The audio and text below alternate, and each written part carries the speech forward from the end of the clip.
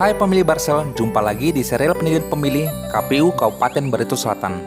Kali ini kita mau berbagi pengetahuan tentang apa itu Badan Penyelenggara Pemilu, khususnya Komisi Pemilihan Umum atau yang disingkat KPU. Lembaga apa saja yang termasuk sebagai penyelenggara pemilu atau pemilihan, dan bagaimana tugas dan tanggung jawabnya?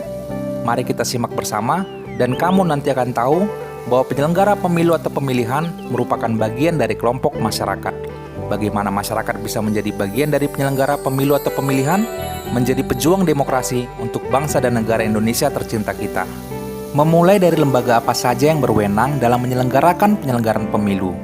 Undang-Undang Nomor 7 Tahun 2017 tentang penyelenggaraan pemilu pada pasal 1 ayat 7 menyatakan, penyelenggara pemilu adalah lembaga yang menyelenggarakan pemilu, yang terdiri atas Komisi Pemilihan Umum atau yang disingkat KPU, Badan Pengawas Pemilu atau yang disingkat Bawaslu, dan Dewan Kehormatan Penyelenggara Pemilu atau yang disingkat DKPP, di mana lembaga penyelenggara pemilu ini merupakan satu kesatuan fungsi penyelenggaraan pemilu. Secara singkat, sebelum kita fokus kepada penyelenggara pemilu, khususnya KPU, kita jelaskan fungsi garis besar dari dua lembaga yang disebutkan sebelumnya. Pertama, Badan Pengawas Pemilu atau Bawaslu. Badan Pengawas Pemilu atau Bawaslu secara garis besar mempunyai tugas dan fungsi sebagai badan yang mengawasi penyelenggaraan pemilu atau pemilihan yang dilaksanakan.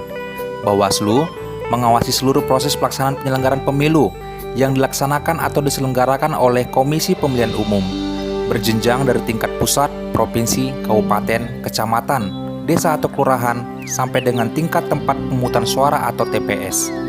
Pelaksanaan penyelenggaraan pemilu yang diselenggarakan oleh KPU melibatkan banyak pihak, diantaranya partai politik, peserta pemilu atau pemilihan, lembaga pemerintahan, dan juga masyarakat sebagai pemilih.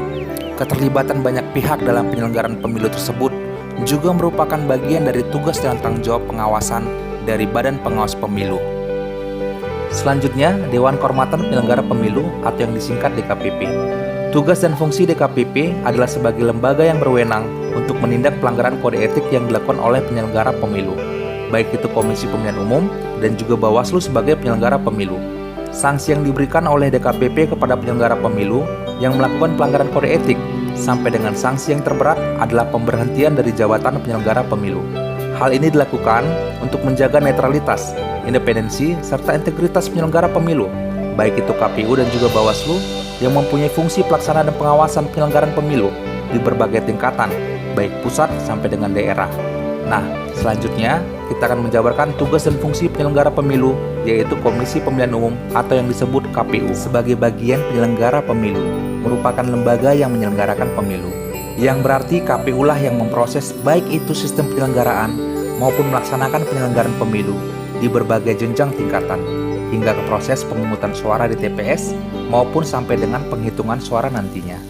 Berikut ini akan kita jabarkan secara garis besar fungsi, tugas, dan tanggung jawab Komisi Pemilihan Umum berjenjang dari KPU Republik Indonesia, KPU Provinsi, hingga KPU Kabupaten atau Kota.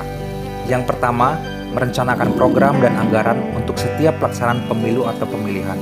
Yang kedua, menetapkan peraturan pemilu atau pemilihan dan keputusan berdasarkan undang-undang pemilu atau pemilihan. Yang ketiga, memuktirkan data dan menyusun daftar pemilih untuk setiap penyelenggaraan pemilu maupun pemilihan. Yang keempat, merekapitulasi hasil penghitungan suara, baik itu pemilu dan juga pemilihan, berjenjang dimulai dari tingkat TPS, kabupaten kota, provinsi, dan pusat. Kelima, mengumumkan dan mengesahkan hasil penyelenggaraan pemilu maupun pemilihan. Serta yang keenam, mensosialisasikan tahapan penyelenggaraan pemilu maupun pemilihan kepada seluruh masyarakat.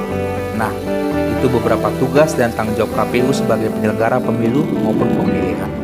Selanjutnya, untuk dapat melaksanakan seluruh tugas dan tanggung jawab KPU sebagai lembaga penyelenggara pemilu atau pemilihan, maka dibentuklah panitia penyelenggara yang berjenjang masing-masing dari tiap kabupaten atau kota, dimulai dari tingkatan kecamatan, desa kelurahan, sampai dengan TPS.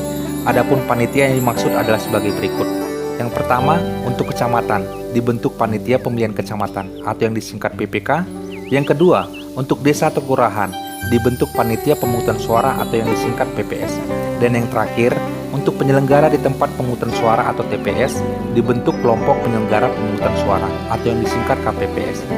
Panitia yang dibentuk tersebut bertugas untuk membantu KPU sebagai lembaga penyelenggara pemilu atau pemilihan, untuk menyelenggarakan pemilu dan juga pemilihan. Nah, setelah kita ulas apa itu lembaga penyelenggara pemilu, berikut dengan fungsi serta tugas dan tanggung jawab secara garis besar, sekarang tinggal satu pertanyaan lagi. Apakah masyarakat umum dapat menjadi penyelenggara pemilu atau pemilihan? Ya, sangat bisa untuk masyarakat umum untuk menjadi penyelenggara pemilu, baik tingkatan KPU Republik Indonesia, KPU Provinsi, KPU Kabupaten atau Kota, bahkan panitia pemilu atau pemilihan yang dibentuk berjenjang dari kecamatan, desa kelurahan, sampai dengan tingkat TPS. Berikut ini kita sampaikan beberapa persyaratan yang untuk menjadi bagian sebagai penyelenggara pemilu.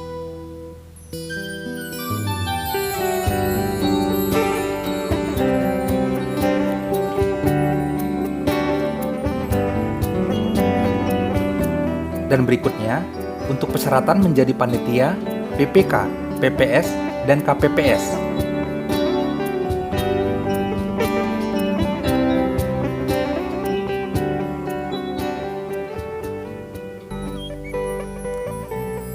Dalam sejumlah persyaratan yang dijabarkan, baik menjadi KPU dan juga panitia yang dibentuk berjenjang, tiap tingkatan daerah, pastikan kamu tidak terlibat anggota partai politik minimal 5 tahun terakhir, berjiwa nasional, mempunyai integritas untuk melaksanakan tugas dan tanggung jawab sebagai penyelenggara yang memperjuangkan demokrasi Pancasila di Indonesia tercinta.